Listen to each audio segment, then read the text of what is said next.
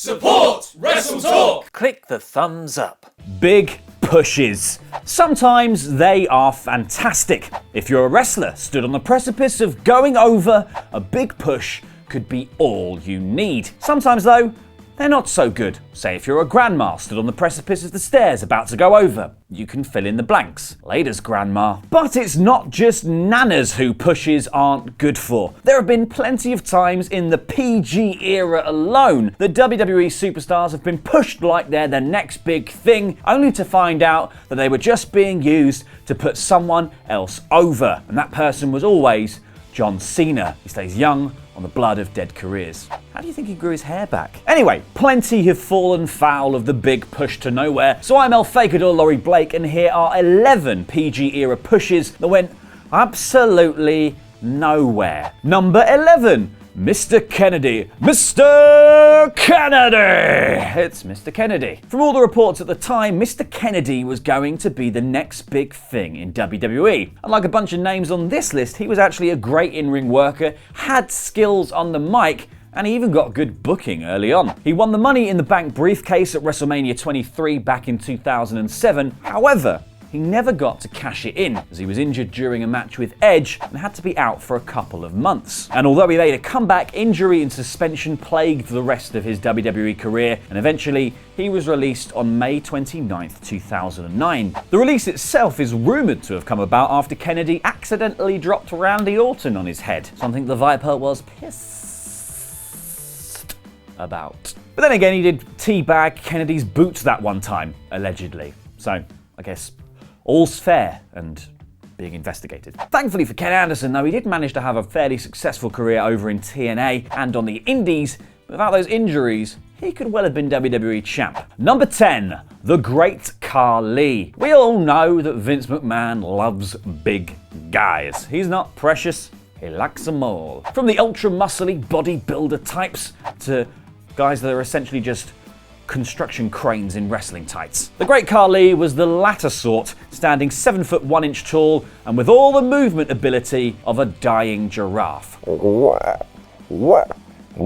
However, his gigantic frame it wasn't really suited to wrestling, was it? And his moveset was also severely limited. You had a chop, a kick, a vice grip, and I don't know the mime for powerbomb, but it's probably that.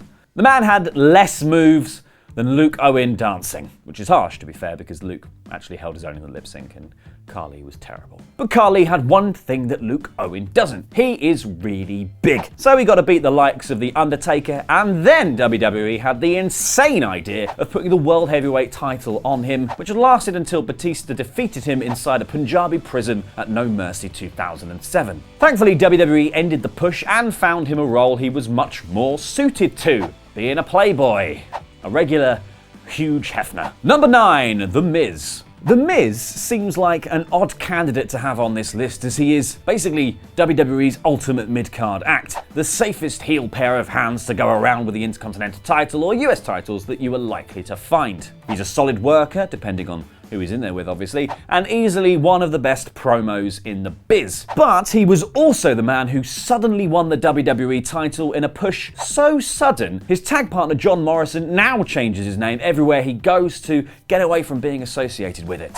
He's Johnny Incognito. Miz won the Money in the Bank briefcase back in 2010, cashed in on Orton to win the belt, and main evented WrestleMania 27 against John Cena, and won. Unheard of. All of this while secretly being a mid-carder who the crowd just weren't behind. Thankfully, he is that damn good that he's a mainstay of the company nowadays, and is the second longest reigning Intercontinental Champion of all time, cumulatively. Number 8, Jack Swagger. As an All-American champion amateur wrestler, Jack Swagger had everything WWE looks for in a star. Being a baby Kurt Angle, basically. Even if you're definitely not his son. Swagger won the Money in the Bank briefcase back in 2010 and shocked the WWE Universe by cashing in on Chris Jericho just 2 days later to win the World Heavyweight Championship. Unfortunately, creative ran out of ideas for Swagger right about there, so he held the belt for 2 months before dropping it to Rey Mysterio. After an attempt to recapture the belt, the company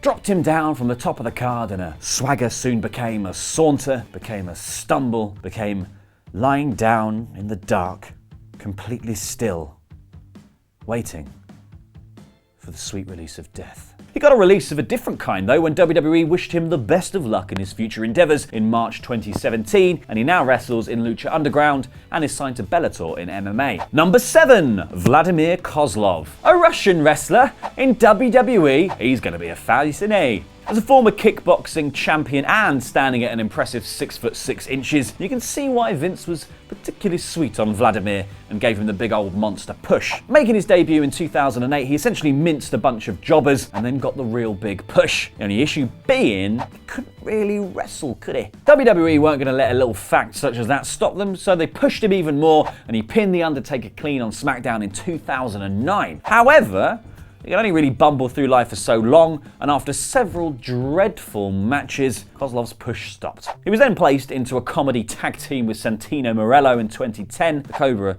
actually being a poison asp for his career in this case, because 1 year later, Kozlov was released. Asps, very dangerous. Number 6, RYBACK. Feed me more. Never actually ate anyone though, bloody PG era. RYBACK debuted on the main roster as part of John Cena feeding machine the NEXUS, named Skip Sheffield. So he was essentially destined to fail or to go to American high school with Archie Andrews, one of the two. Not only was he badly named twice, I mean, we've already got a Rhino RYBACK, for Christ's sake, but he was also infamously a botcher, and the likes of CM Punk talked openly about their anger at his in-ring style. Despite feuding with Punk, both kayfabe and in real life, and John Cena, RYBACK never managed to win the top title and had a bland old run with the Intercontinental belt to boot. Nor did his billing as Goldberg 2.0 help him much either, with fans often droning Goldberg during RYBACK's matches. So as you can imagine, WWE's all-you-can-eat buffet eventually just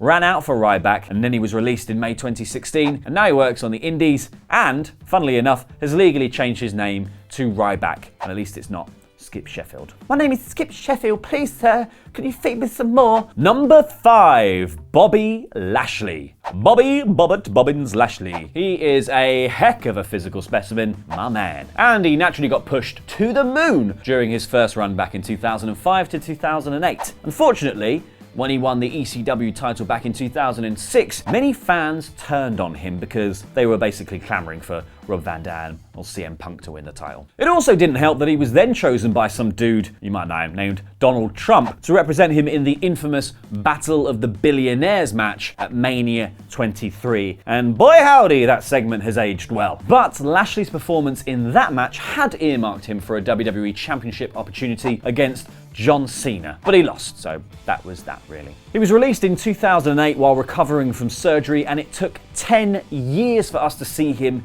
in a WWE ring again. And considering the shit they've had him do since he's been back, another 10 years might not be so bad. Number 4, R-Truth. What's up? It's not your career trajectory, sadly, R-Truth. Which is a shame because Truth can be proper funny, but there was a time when WWE wanted so much more from Ron Killings. Back in 2010, Truth beat Miz on an episode of Raw to capture his first United States Championship, which is basically the beginning of a slow setup for a shot at the top prize. Because the following year, Ron bested Rey Mysterio at Over the Limit and set his sights on WWE champion John Cena, who it feels like has been champion in every story so far, proving just how bad the PG era has been. And then R-Truth lost, losing all momentum as he did so because Cena strikes again. Since then, Truth has been consigned to comedy tag teams and jamming with Carmella on SmackDown. That is what's up. Number 3, the Nexus. When they made their excellent debut in June 2010, the Nexus seemed destined to be the next big thing in WWE. Led by Wade Barrett, the team consisted of David Otunga, Skip Sheffield, Heath Slater, Darren Young, Michael Tarver, Justin Gabriel, and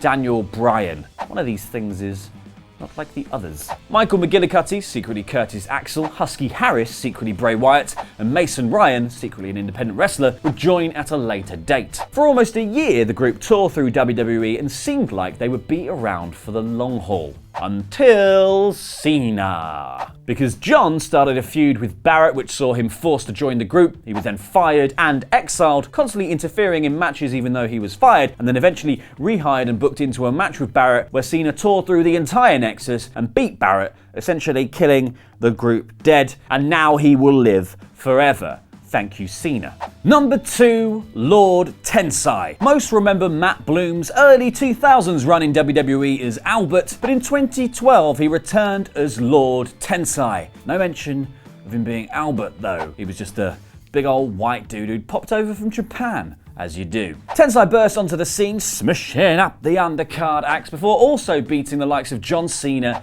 and CM Punk. But John Cena never gives up and never gets booked to lose without getting a win back, so he eventually ended Tensai's winning streak, and then the downward spiral began. Even qualifying for a World Heavyweight Championship ladder match at Money in the Bank in 2012 couldn't resurrect the giant gaijin Lord Tensai, and he was reduced to a comedy act before eventually moving backstage and becoming head trainer at the Performance Center, which actually, on reflection, is a very good move because now he doesn't have to pretend he's Japanese, even though he's really white. Number 1, Alex Riley. Alex Riley had been a star in developmental brand FCW, winning the championship and gaining a major push there before he took part in the second season of NXT, where he was mentored by The Miz and then finished third overall. The future looked bright, but it looks like history also keeps repeating itself as WWE main roster proved that yet again it can't handle developmental stars. On the main roster in 2010, Riley began appearing as The Miz's valet, and The Miz would go on to say that he had signed a personal services contract, which sounds really kinky, but also just meant that Riley would accompany him to ringside, interfere in matches, and get all tangled up in submissions that were meant for The Miz. Kinky indeed. And it never really got any better. He had a short-lived feud with John Cena, and I mean, the signs for the death were there, but he never really capitalized on that FCW promise. So those were some naff pushes, but those aren't the only mistakes WWE have made. How about some really weird WWE title reigns? Click the video on screen now to find out more about them, and give us a subscribe to stay up to date on all of the latest wrestling news. I've been Fakidor, and that was Lucha.